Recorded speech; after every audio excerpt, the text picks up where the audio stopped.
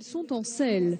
Les coureurs vont bientôt partir, tous sauf une équipe, les Américains du team Garmin Shark. C'est dramatique par contre pour l'équipe, puisqu'on leur a volé à Aix, dans l'hôtel le plus sécurisé d'Aix, 18 vélos dans le camion.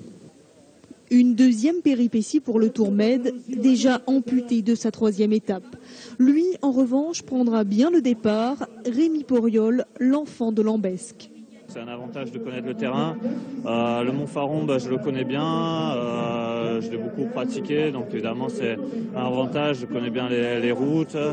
Et c'est parti pour 145 km. Dès le départ, ils sont 8 à faire la course en tête avec 2 minutes d'avance sur le peloton.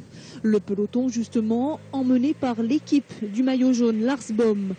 À 28 km de l'arrivée, l'écart se resserre et ce jusqu'à l'ascension du Montfaron, moment de vérité de la course. Dans la montée, 3 hommes sont au coude à coude et c'est finalement Jean-Christophe Perrault qui remporte l'étape.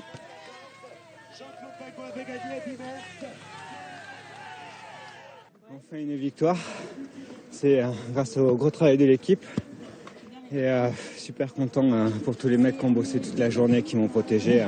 Ça m'a donné des ailes dans le final. Rémi Poriol, lui, termine 16e. Dans le Faron, ça a attaqué très fort et j'ai préféré prendre mon rythme plutôt que d'exploser. J'ai suivi les coureurs comme Montfort. Maxime Montfort, justement, prend le maillot jaune à Lars Boom pour 1 seconde. Au classement général, les 4 premiers se tiennent seulement en 2 secondes. Tout se jouera demain, avec notamment 2 ascensions au programme. Demain, 5e et dernière étape du Tour méditerranéen. Les coureurs devront parcourir 192 km au départ de Bandol dans le Var, direction Grasse dans les Alpes-Maritimes.